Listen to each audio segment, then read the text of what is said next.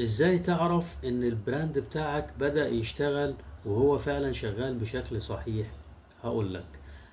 لما تلاقي ان الناس بتفتكرك من خلال المحتوى بتاعك من غير ما تعلن، يعني من غير ما تعلن اعلان ممول.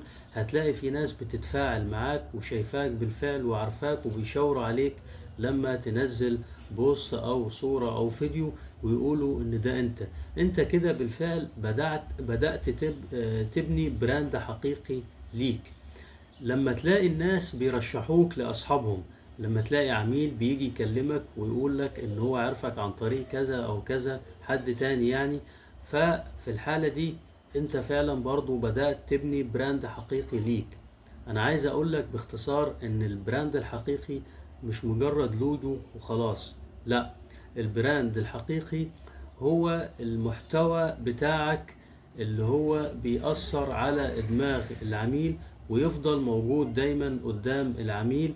هو ده فعلا البراند القوي اللي هيقدر يشهرك بقوة وتقدر بعدين تشتغل بطريقة صحيحة.